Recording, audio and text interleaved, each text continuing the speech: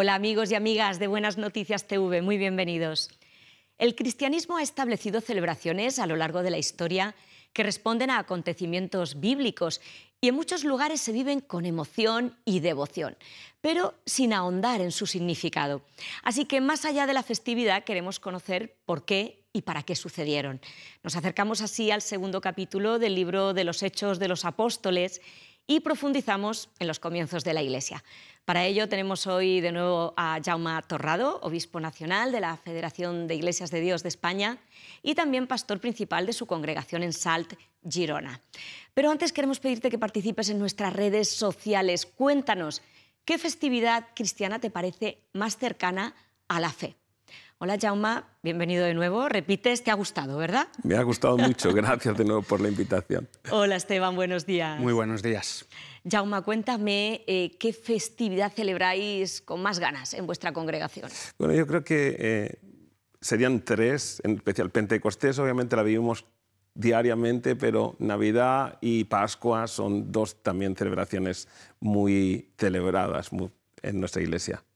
Pues si te parece, vamos a hablar de una de ellas.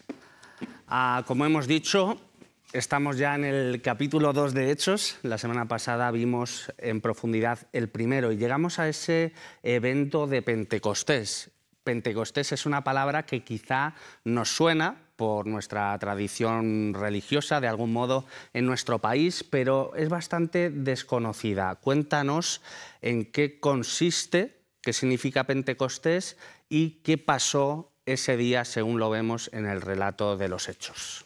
Bueno, Pentecostés tenemos que saber que es la celebración de la cuarta de las fiestas bíblicas y Pentecostés es el cumplimiento de la profecía de Joel y en especial de que Dios había prometido que iba a derramar su espíritu sobre toda carne.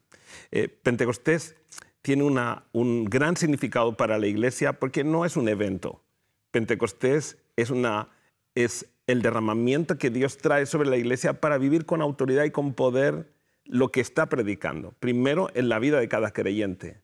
El Espíritu Santo viene, se derrama sobre nuestra vida. Ya no solamente Dios con nosotros, sino es Dios en nosotros.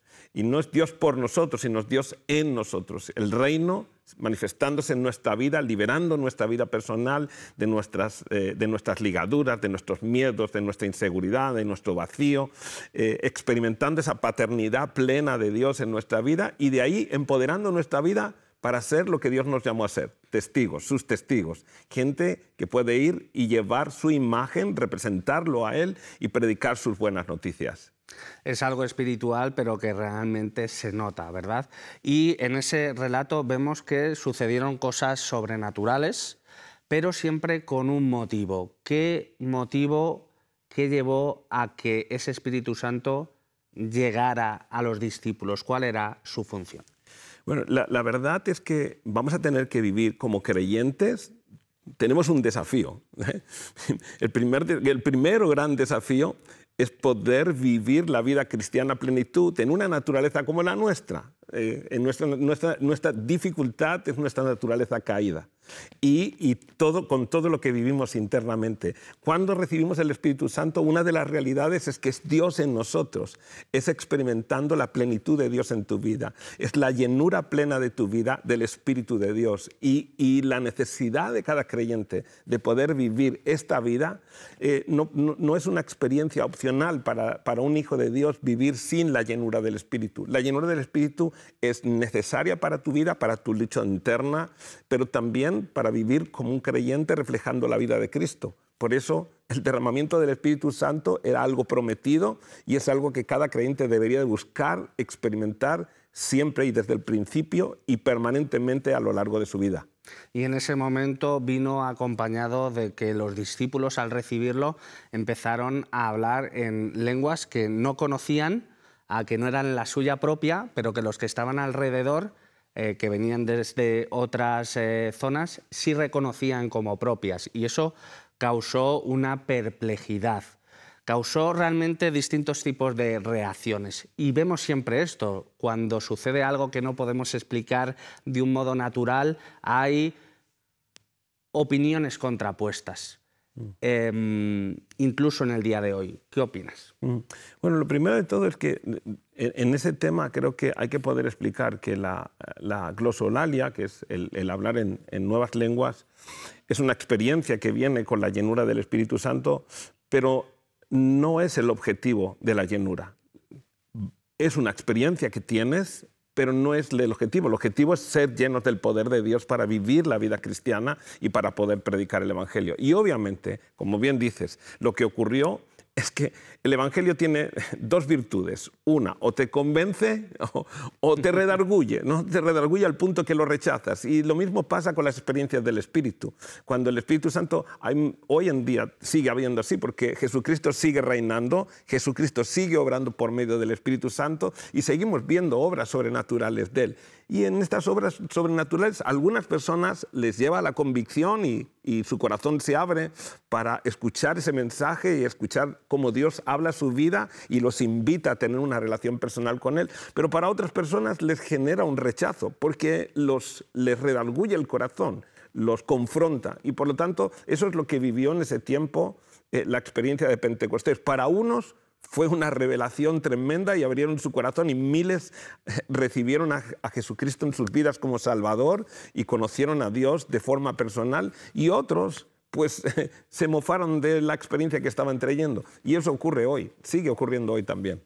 Y llegamos al momento en el que el apóstol Pedro da su primer discurso y vemos como una persona que era pescadora, sin la formación que diríamos quizá adecuada a nivel teológico, y que había rechazado precisamente a Jesús 3 veces antes cuando iba camino de la cruz, de repente da un mensaje a todos los que estaban escuchando lleno de elocuencia, con unas capacidades y habilidades de comunicación tremenda y con una realmente convicción que venía de parte de Dios. ¿Cómo explicas esto? Bueno, para Pedro no creo que fuera difícil de entender, porque esto era una promesa ya establecida en el Antiguo Testamento, cuando Dios dijo que por esta experiencia pondría sus palabras en nuestra boca. Y Pedro en realidad es transformado por el poder del Espíritu Santo en su vida, después de haber tenido el encuentro con Jesús, donde Jesús restaura su vida por su negación, pero restaura de nuevo su vida al llamado. Y Pedro entiende, el primero que entiende esta experiencia, pues el primer mensajero, el primer predicador masivo, ¿no? Pero el primero que se lanza, y él experimenta el poder del Espíritu Santo en su vida, que no solamente le lleva a tener autoridad en lo que habla, sino también sabiduría que viene de lo alto. Porque una cuestión es tener un conocimiento intelectual y otra cuestión es tener una revelación celestial. Pedro no estaba hablando desde el conocimiento intelectual. Pedro no era un teólogo. No había nacido bajo la escuela de ninguno de los grandes, como sí lo hizo, por ejemplo, el apóstol Pablo. Pero Pedro habló desde la revelación del cielo. Pedro habló desde la voz que estaba escuchando del cielo por medio del Espíritu Santo. Estaba hablando lo que el Padre, el Hijo y el Espíritu Santo, el diálogo de la Trinidad, estaba hablándolo para que la gente pudiera comprender a lo que Dios estaba invitando a la humanidad. Y eso fue el poder del Espíritu Santo en él.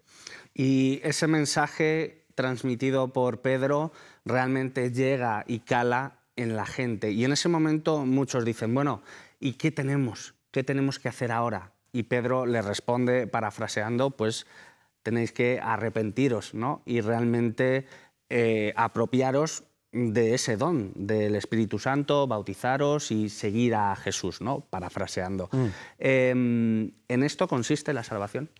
Sí, y esto es maravilloso. Yo creo que esta experiencia que ningún ser humano puede recibir por sí mismo a menos que venga de Dios. Esta pregunta que una persona puede hacerse en su vida, si esto es cierto, ¿no? Si esta inquietud que empiezo a tener dentro de mi ser interior, esta inquietud sobre Dios es cierta, si este Jesucristo es, ¿qué tengo que hacer? Y Pedro le habla de los pasos muy fáciles, pero muy transformadores. La primera es arrepentimiento. Arrepentimiento es una palabra en griego que significa metanoia, que es un cambio de mente y un cambio de corazón, es un cambio radical. Arrepentirse es reconocer que tu vida estaba ajena a Dios y que ahora haces un cambio completamente, es un giro completamente de tu vida para mirar a Dios, mirarle cara a cara, porque Él se está acercando a tu vida. Y Él dice, si entiendes esta realidad, si entiendes lo que Jesucristo ha hecho por ti en la cruz, que Él ha establecido la paz entre Dios y los hombres a través de su muerte y que su resurrección es la vindicación, su resurrección y ascensión es la vindicación más grande de que Jesús puede hacer eso, restaurar la vida de la persona y restaurar su relación con Dios. Ahí tenemos claramente lo que significa metanoia, es volver, cambiar tu vida, enfocarte en Jesús, aceptar la obra que Él ha hecho por ti. Él dice, bautícese. Bautizarse es dar testimonio público de algo que ha ocurrido dentro de tu vida, ¿no? Y de ahí viene la experiencia de la salvación, del perdón que Dios nos da, de la salvación de la vida de la persona y del inicio de la mejor experiencia que ninguna persona puede tener en la vida. Y vemos que ese día se aceptaron a Jesús muchísimas, miles de personas realmente. Y vemos cómo al final del capítulo 2 se está viendo cómo vivía esa iglesia primitiva, que muchas veces decimos, la iglesia al inicio. Vemos que vivía de un modo sencillo, pero de un modo intenso. Cuéntanos cuáles eran sus rasgos principales.